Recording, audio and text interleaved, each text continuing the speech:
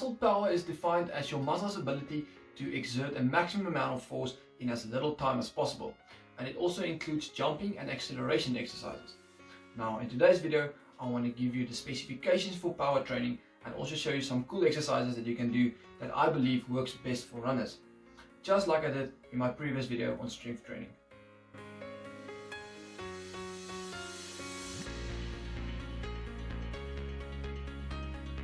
Just before you go into your pre-season of your periodization cycle, it is time to increase the tempo of the exercises you do during your conditioning sessions.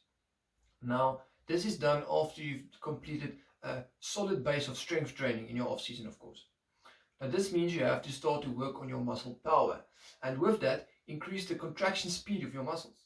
Now, power training consists mainly of the same primal pattern exercises that we do during strength training, but it is done in a completely different way. It also includes jumping and acceleration during running, and that is why running uphill is considered speed work in disguise, since you're actually working on your muscle power. And that brings us to the specifications of power training. Once again, starting with load, you have to load at least 75 to 85% of your one repetition max. That is 75 to 85% of the maximum amount of weight that you can manage for one full repetition. You can use the 2 for 2 rule to determine the load. If you can do 2 repetitions more than you have to increase the load. And if you can only manage 2 repetitions less than you have to, then you have to decrease the load. Just make sure you have the full range of motion of the exercises, and not only the top half. And also important, this only applies to compound power exercises, not jumping exercises, but I'll give you a little bit more on that later. Another specification is load progression, which is necessary for muscle adaptation to take place. And once again, you can use the 2 for 2 rule to determine when it's time to progress your loads or to increase your weights. So during power training, we decrease the volume of the exercises so that the intensity of the exercises can increase.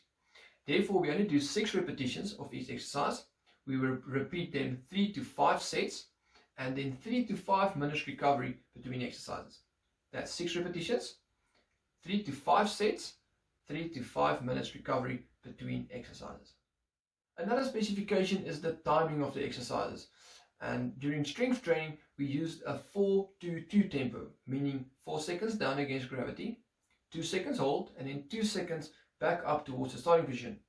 During power training we use a 1-1-1 tempo, so the exercises are done at a much faster tempo and with less control against gravity, just like I'm showing in this demonstration.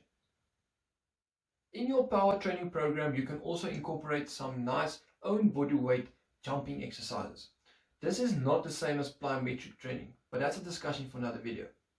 With jumping exercises, we focus on the number of foot contacts in each session, starting with no more than 80 foot contacts in a session and then progressing it to as many as 120 foot contacts in each session, with every landing being 1 foot contact. And finally, you'll have to do 2 to 3 power training sessions each week with a minimum of 48 hours rest between each session. Now please don't make the mistake to start with power training when you start with conditioning exercises. It is very important to have a strength training base first to decrease your risk of injury, and also do a proper warm-up before you start any power training exercises. Here are some of my favorite power training exercises for runners.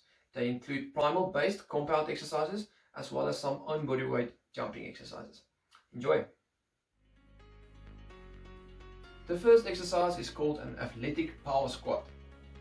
Here the emphasis is on the speed of the movement, not the height of the jump.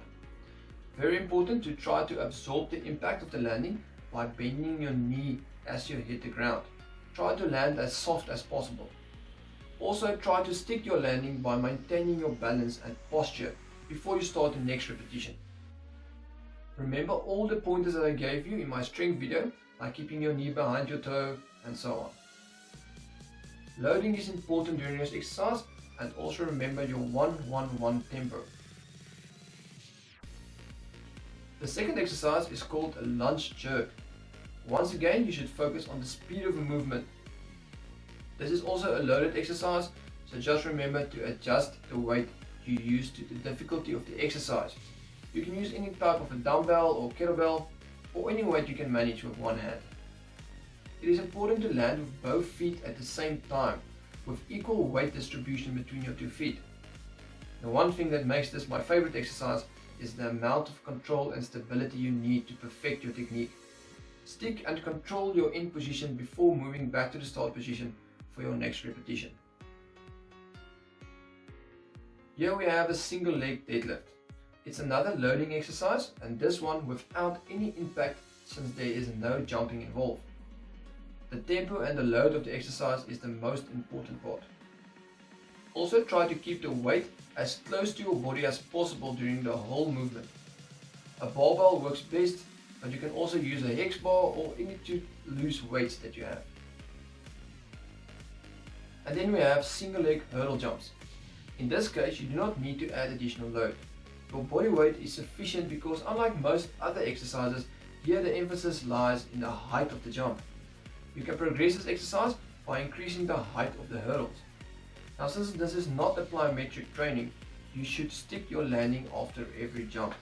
Regain your balance and your control, and then continue to the following repetition. Try to mimic a good running gait by trying to kick your butt with the heel of your shoe with every jump. It's some good training for kicking butt in your next race. Also an exercise where you'll have to add 75 to 85% of your 1 repetition max load thruster. Keep the repetitions nice and fast and make sure to do the full range of movement of the exercise. The tempo and the load is the main focus. In this simple example, I use a barbell, but you can also use some loose weights. And then we have a jump for distance. Once again, you don't need any additional load. You can use your own body weight and rather focus on the distance of your jump. Try to stick and control the landing, even though this is not as important in this exercise as during the single leg hurdle jumps. And finally we have a box jump. A power exercise with very little impact, excellent for improving muscle power without the added impact stress like the other jumping exercises have. Now the emphasis is on the height of the jump, so no need to add additional load.